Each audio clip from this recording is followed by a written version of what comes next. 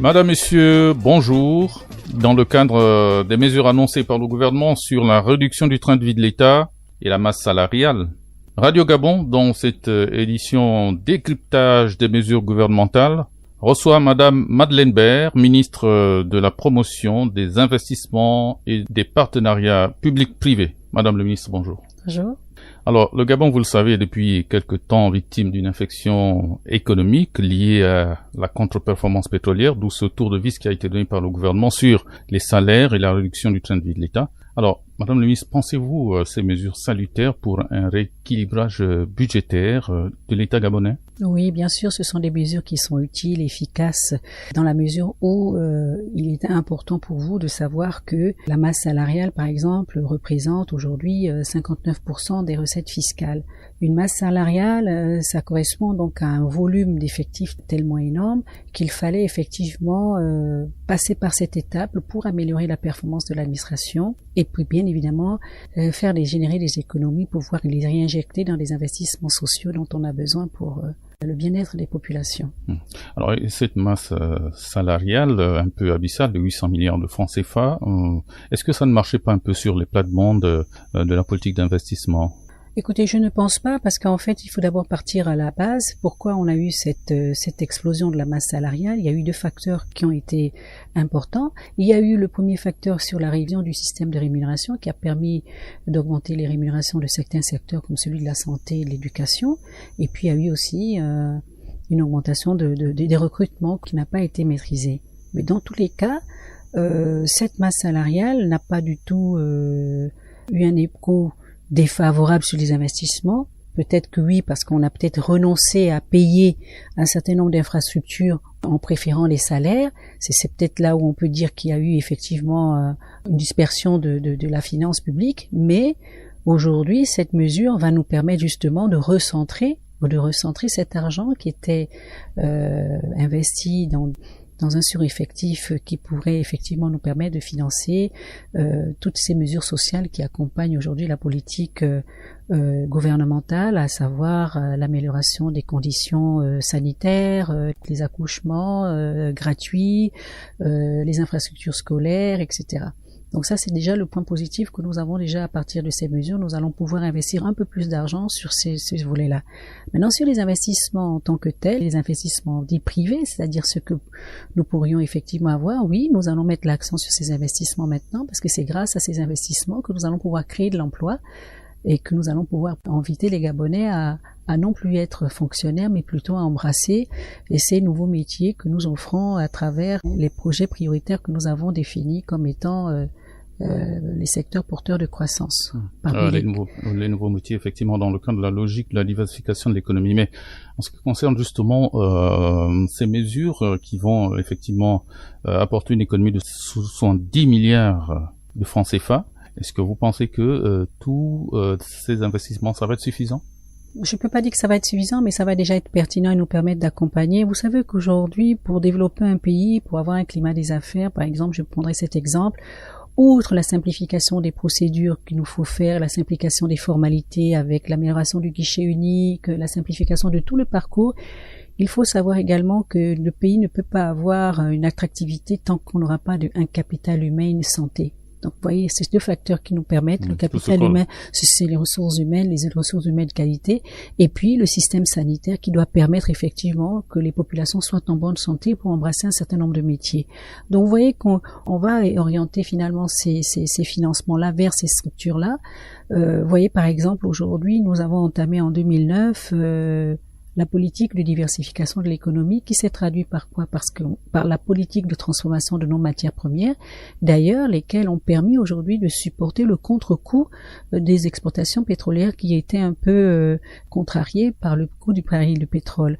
Vous avez aujourd'hui, par exemple, le secteur de la mine qui a permis effectivement d'augmenter les exportations dans le ferro-manganèse qui nous ont permis de tenir la route. Nous avons le bois. Nous avons aujourd'hui dans une position pratiquement de leader dans le plaquage du bois, notamment à travers les entreprises qui exercent au sein de la zone économique de Coq. Donc ça nous permet au Gabon d'être parmi les pays référents dans ce domaine-là. Nous avons le domaine de l'agriculture où pour la première fois nous avons enregistré des exportations d'une huile de palme, d'ailleurs qui est cotée de manière très fortement qualitative sur le marché international. Donc vous voyez que tout ce qui accompagne ces secteurs-là, il y a toute une chaîne logistique de métiers. Ces chaînes de valeur ont permis non seulement de créer de nouveaux emplois, mais de créer également des PME qui sont greffées à cette chaîne de valeur. Donc je pense qu'aujourd'hui, nous pouvons considérer qu'on va intensifier justement la consolidation de ce tissu industriel pour nous permettre d'aller beaucoup plus loin dans ces nouveaux métiers que doivent plutôt embrasser les nationaux plutôt que la fonction publique.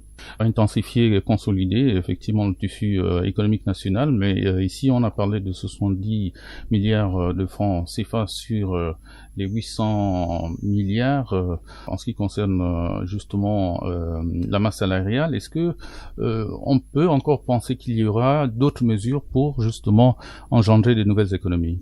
Mais déjà, les mesures qui ont été prises sont des mesures assez importantes qui vont engendrer des économies. Vous avez non seulement la mise des fonctionnaires sous banc de caisse qui vont permettre de véritablement payer la véritable ressource humaine de la fonction publique qui est en exercice et qui est en activité. Donc, vous voyez que ça va nous permettre déjà d'avoir des niches d'économie. Nous avons déjà pris la mesure d'améliorer les achats de l'administration. Nous avons déjà pris la mesure de réduire le train de vie de l'État, le coût des billets d'avion qui est maintenant limité à la classe éco et à la classe business pour une certaine catégorie. Nous allons effectivement mettre en place toute une batterie de mesures qui vont tendre à dégager des économies. L'addition de toutes ces économies va nous permettre de dégager de l'argent pour pouvoir financer justement les axes de développement de notre pays. Alors, l'investissement direct étranger, il y a quelques années, a eu des effets multiplicateurs sur la croissance. Une croissance qui, malheureusement, a chuté à son plus bas niveau depuis la crise pétrolière. Alors, quelle politique aujourd'hui pour réoxygéner notre budget qui va permettre justement de restaurer la confiance au niveau de la politique du partenariat public-privé? Alors, le partenariat public-privé est un outil qui a été identifié dans le cadre du plan de relance de l'économie comme étant un moyen de nous permettre, avec le secteur privé, de dégager des financements pour construire des ouvrages publics. Pour cela, nous avons mis en place des réformes pour justement consolider le cadre institutionnel du partenariat public au Gabon. Tout récemment, il y a 3 décrets qui ont été adoptés en Conseil des ministres et qui ont été publiés, qui permettent aujourd'hui d'avoir un écosystème avec les organes de pilotage de cet outil. C'est un contrat complexe de financement par le secteur privé et ce contrat permet à l'État et le partenaire privé de se mettre ensemble pour bâtir sur la durée la construction d'un ouvrage qui peut intégrer parfois même l'exploitation. L'investisseur amène de l'argent, lève les fonds et nous, l'État, nous contractons avec cet investisseur privé pour pouvoir construire cet ouvrage et l'exploiter. Nous partageons donc ce risque-là sur la durée et il faut donc sécuriser cet investisseur. C'est en cela que nous avons mis en place tout cet écosystème, notamment l'unité de pilotage du partenariat public-privé qui sera opérationnalisée dans les tout prochains jours pour permettre de sécuriser parce que quand un investisseur met des milliards dans un pays, il les met pas pour 2 jours, donc c'est des contrats sur la durée. Donc notre avantage aujourd'hui, c'est justement de consolider ça parce que la diversification de l'économie dont on parle, elle a effectivement eu un effet positif sur notre économie. Dire que la diversification de l'économie n'a pas été effective, c'est pas vrai. Puisque je vous ai indiqué tout à l'heure que 3 secteurs, la mine, l'agriculture et le bois, ont permis justement de soutenir la croissance de notre pays ces dernières années. C'est la preuve qu'on commence à récolter les fruits d'une politique qui a été initiée dès 2009. Et nous devons donc intensifier cela. Partenariat public-privé, c'est aussi dans la création des emplois. Où est-ce que nous en sommes aujourd'hui avec le contrat d'apprentissage jeunesse obligatoire? En fait, si vous voulez, le contrat d'apprentissage jeunesse, c'est pas en fait un partenariat public-privé. C'est un mécanisme qui favorise l'insertion des jeunes au sein des entreprises. Ils sont entre 18 ans et 25 ans. Donc, ce contrat d'apprentissage jeunesse permet à un jeune en recherche d'emploi, par exemple, de pouvoir intégrer un univers professionnel. L'avantage de ce contrat d'apprentissage jeunesse, c'est qu'il intègre un certain nombre d'éléments de souplesse, puisque ce jeune diplômé ne va pas forcément être payé au niveau auquel il devrait être. Si par exemple il a une grille des salaires dans l'entreprise, il va être payé avec un tarif qui va lui permettre d'intégrer l'entreprise, de permettre la souplesse vis-à-vis de l'employeur. Au cours de cette période, il apprend. Est-ce que les entreprises ont adhéré à cette Oui, disposition? je pense que c'est l'un des plus beaux succès de la politique sociale et de formation. Aujourd'hui, on constate malheureusement que les Gabonais sont trop dépendants de l'État. Même la jeunesse opte toujours pour la fonction publique comme modèle social de réussite, au détriment du secteur productif délaissé entre les mains d'une certaine catégorie de personnes. Quelles sont les politiques aujourd'hui pour changer cette manière de regarder les choses? Comme je dis souvent, nous mettons en place les politiques de publiques pour permettre de créer ce fameux tissu d'entrepreneurs. Vous avez aujourd'hui l'emploi qui était regardé au Gabon, soit dans la fonction publique, soit dans le secteur privé, salarié ou fonctionnaire. Vous avez ces deux modèles. Aujourd'hui, nous allons essayer de faire comprendre qu'au-delà de ces deux mécanismes, il y a l'auto-emploi. Vous avez vu tous les segments économiques que nous perdons en employabilité parce qu'ils ne sont pas pourvus par des nationaux. Tout ce qui est charpentier, tout ce qui est plombier, tout ce qui est briquetier, etc.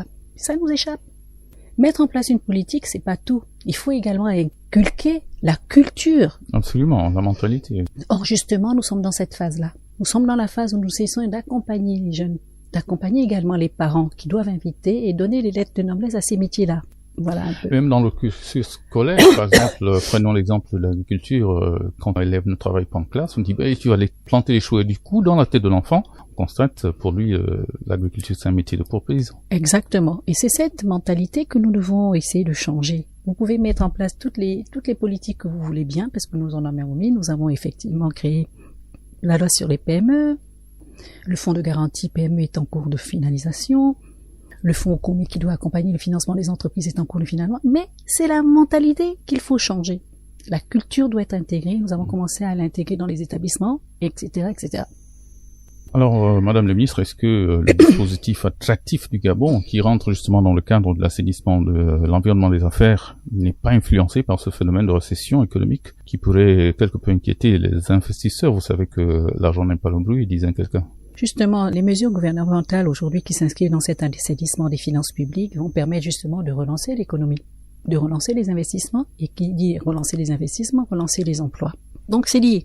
Il faut absolument qu'on arrive à améliorer sous cet environnement-là. Pour attirer les investisseurs, il faut améliorer les finances publiques, il faut les assainir, redonner la signature de l'État gabonais, c'est d'être nommé, remettre une bonne gouvernance dans la commande publique, dans les marchés publics, me redonner confiance, c'est-à-dire que renouer avec le secteur privé des relations dans un cycle vertueux qui fera en sorte que finalement, ensemble et d'accord partis, nous pourrons effectivement développer l'économie. C'est important de savoir que si on ne fait pas ces efforts d'assainissement de nos finances publiques, nous ne pourrons pas malheureusement améliorer le cadre des investissements. C'est lié. Vous voyez, par exemple, nous sommes avec cette problématique de dette qui fait que finalement, on a du mal à avancer. Mais ceci est dû à quoi? Quel est le phénomène qui a créé cette dette? Donc, il faut qu'on essaie d'identifier pourquoi ça n'a pas marché, mais qu'on mette en place les mesures pour éviter que nous ne soyons encore englués dans le futur, toujours avec les mêmes problématiques. Donc, il nous faut donc assainir les finances publiques, assainir les relations avec le secteur privé, assainir les relations du secteur privé entre eux-mêmes, entre le secteur privé lui-même, intensifier le dialogue public-privé que nous avons d'ailleurs maintenant initié de manière permanente dans le cadre du Haut Conseil pour l'investissement, qui est une plateforme de discussion avec les acteurs privés sur les réformes tendant à l'amélioration du climat des affaires, sur la compétitivité des filières, parce que nous avons identifié des filières, comme par exemple celle de l'exportation du bois. Nous sommes en train justement d'examiner comment améliorer la compétitivité de nos infrastructures au niveau du port, au niveau de la route, etc., pour intensifier la politique des exportations du bois gabonais et de transformation locale. On voit qu'on est en train justement de mettre cet écosystème en place, mais qui doit malheureusement aussi passer par l'assainissement des finances publiques, parce que le secteur privé va porter la richesse, la création des structures de transformation, améliorer et renforcer le tissu industriel, créer des emplois, et c'est cet argent justement de cette richesse qui va pouvoir permettre le financement et améliorer le financement des structures sociales. Donc, c'est une addition. Les économies qu'on a identifiées, la cessation des dépenses de gaspillage en eau et en électricité, la rationalisation des dépenses publiques, tout ça va nous permettre de dégager de l'argent pour justement aller financer les secteurs sociaux qui ne sont pas productifs. mais dont on a besoin pour améliorer la productivité. On a besoin de personnes en bonne santé, on a besoin d'élèves et de Gabonais en bonne formation. Donc, vous voyez que c'est lié, c'est équilibré. Donc, c'est un jeu collectif qui se tient. Alors, madame, vous avez parlé tout à l'heure de bonne gouvernance, parce que la réussite passe également par la bonne gouvernance. Or, on constate qu'un certain nombre d'acteurs publics se sont illustrés dans la délinquance financière et se retrouvent de l'autre côté dans l'opération que vous connaissez. Quels sont les mécanismes qui sont mis en place aujourd'hui pour garantir de l'efficacité de la dépense en matière d'investissement public? On va tout faire pour améliorer déjà l'informatisation des structures. On va essayer d'éviter un peu la manipulation manuelle, donc on améliore les procédures, on simplifie les choses, on met en place des mécanismes pour améliorer le circuit de la commande publique, du code des marchés publics. Nous mettons en place aujourd'hui avec les deux administrations financières l'amélioration des recettes fiscales. On a quand même une perte de 593 milliards de recettes non recouvrées parce que justement on n'a pas suffisamment optimisé ces outils.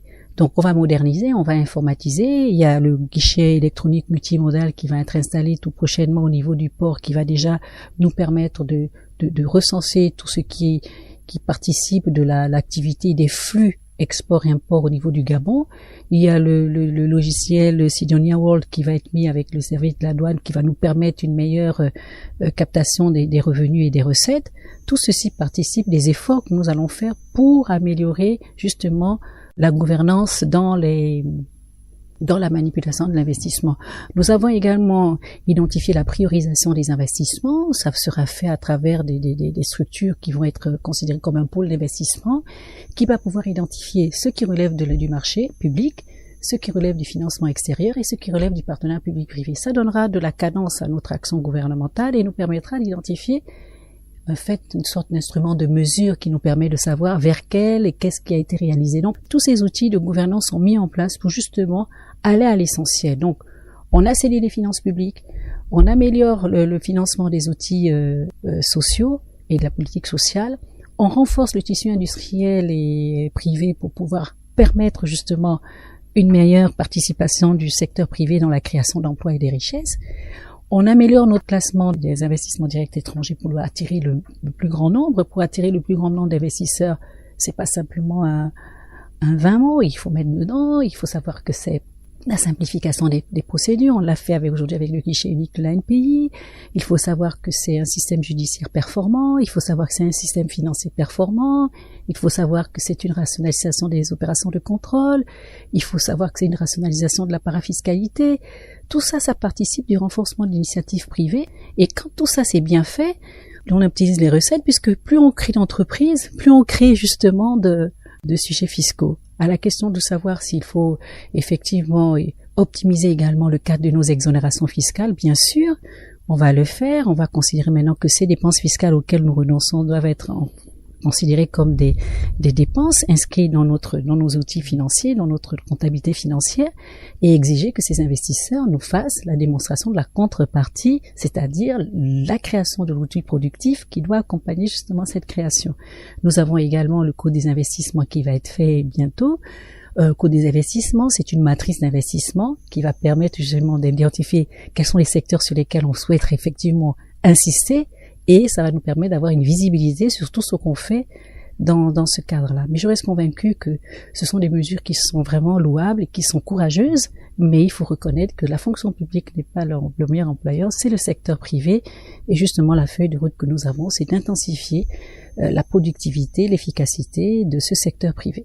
Alors, quel est le dispositif attractif actuellement? Est-ce que ce dispositif attractif ne risque pas d'être obéré par cette crise?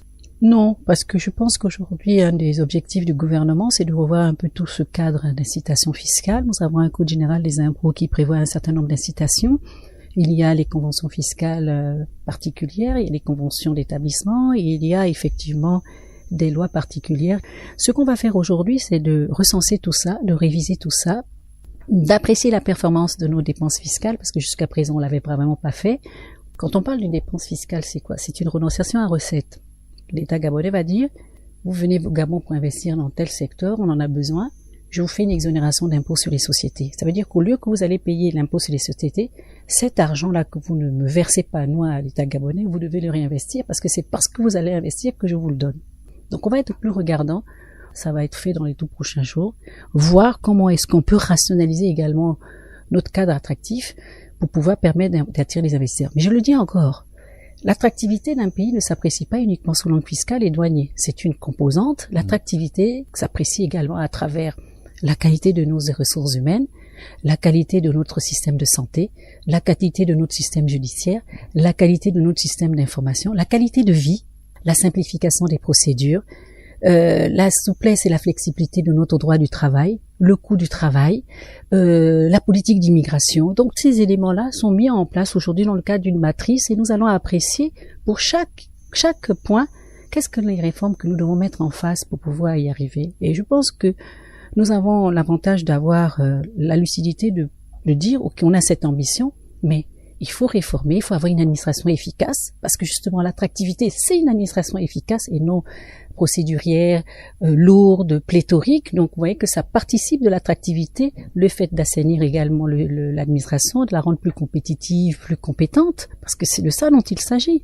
Aujourd'hui, lorsqu'un investisseur arrive dans un pays, ce qu'il souhaite avoir, c'est de pouvoir avoir la documentation utile pour son investissement dans des délais très courts. Dieu merci, nous avons déjà le guichet unique qui est là, qui a été inauguré et qui permet aujourd'hui de se concentrer dans ce même lieu plus d'une vingtaine d'administrations. Vous savez, nous avons l'impression que les choses n'avancent peut-être pas vite parce qu'il y a l'impatience, mais je pense que vous verrez que les mesures que nous sommes en train de prendre sont des mesures utiles. Vous savez, dans le secteur privé, quand on a un peu de difficultés, on a ce qu'on appelle le motif économique, et puis l'État gabonais va maintenant prendre la mesure pour rendre son outil de travail plus effectif, plus efficace, en rationalisant le tout. Est-ce que toutes ces mesures, on dit l'entrepreneuriat national en bénéficie également, parce que on a remarqué aussi que l'entreprise nationale a quelques difficultés, par exemple d'intégrer dans la commande publique et dans les marchés publics et tout ça. Est-ce que vous avez regardé tout ce domaine-là? Je vais vous dire, quand vous dites ça, et quand vous voyez le montant de la dette, je ne sais pas si vous avez réalisé que il y a une dette qui est envers les PME gabonaises. Une dette, non? Ça signifie quoi? Ça signifie qu'il y a des PME qui étaient dans la commande publique. Je vous le dis, il faut absolument qu'on revoie du côté de l'État la commande publique. C'est pas de gré à gré? Oui, mais il faut renforcer. C'est dans les deux sens. Je vous disais que c'est dans un dialogue public-privé sincère et franc que nous devons bâtir le futur. Je vous ai dit tout à l'heure qu'il fallait qu'on réinitie un cycle vertueux des relations entre l'État gabonais et les entreprises gabonaises. Et ça, c'est vrai, c'est ce que je dis. Il faut absolument qu'on arrive à avoir une commande publique saine pour avoir des entreprises saines. Donc, qu'est-ce que l'État gabonais est en train de faire aujourd'hui? Vous avez bien vu toutes les mesures qu'on fait pour accompagner cet esprit entrepreneurial, l'accès au financement. On essaie de les accompagner. Mais n'oubliez pas que nous avons aussi la recherche de la qualité. La qualité est importante dans les deux sens. La commande publique, l'entreprise gabonaise qui répond à un marché public doit avoir à l'esprit qu'il a une commande de l'État. C'est quelque chose de qualitatif qu'on nous attendons. Donc, nous sommes en train de voir comment on va renforcer les capacités de ces entreprises-là. Bon, il y a le centre de gestion agréé qui sera intégré dans le bâtiment qui est en cours de construction au niveau de la chambre de commerce, qui va permettre justement d'accompagner ces entreprises-là. Nous avons des mesures d'accompagnement de l'informel au formel pour pouvoir renforcer les capacités. Nous avons le fonds de garantie PME qui est en cours d'examen au niveau du ministère des PME pour accompagner le financement. Nous avons le fonds Okoumé qui permet justement d'entrer dans le capital de ces entreprises pour pouvoir. Nous sommes en train de vulgariser et nous avons également des politiques pour justement ce segment de petites et micro-entreprises qui fait partie du segment de l'auto-emploi. Le fait de les formaliser va vous permettre d'avoir une meilleure lecture de l'employabilité au Gabon et du taux du chômage, vous verrez. Madame le ministre, le temps qui nous est imparti touche pratiquement à sa fin. Une dernière question. Avez-vous la foi, Madame le ministre? Est-ce que vous pensez que cette politique d'austérité va engranger des économies susceptible de consolider le modèle social gabonais? Bien sûr que l'on est à la conviction. Je pense que ce sont des mesures douloureuses pour certains, parce que quand même, mais qui sont nécessaires. Nous sommes obligés de passer par là. Il faut assainir nos finances publiques. Il faut absolument mettre en face de cet assainissement des finances publiques une bonne gouvernance des marchés publics, une bonne gouvernance de la commande publique, une bonne gouvernance également du côté du secteur privé. Il faut également rendre attractif notre pays, comme je vous le disais, avec tous les critères qui concourent à l'attractivité. Et nous avons l'obligation de créer des emplois. La niche des emplois, c'est pas simplement le salariat, la niche de l'emploi, c'est également cet auto-emploi. Donc aujourd'hui, l'administration va se limiter à faire son travail, c'est-à-dire celui qui met en place les politiques publiques nécessaires à la mise en œuvre de cet écosystème dont on a besoin dans le secteur privé pour pouvoir avancer. Parce que le secteur privé aujourd'hui est le levier de l'économie gabonaise. C'est avec le secteur privé qu'on parle de diversification économique. C'est le secteur privé qui crée la richesse, qui crée les emplois et qui crée la croissance. Madame Madeleine Baird, ministre de la Promotion, des Investissements et des Partenariats publics-privés. On dit donc merci à notre invité. Devant ce micro, Romuald Kumba, merci à vous, chers auditeurs, de nous avoir suivis. À très bientôt pour une autre édition de décryptage des mesures gouvernementales sur Radio Gabon.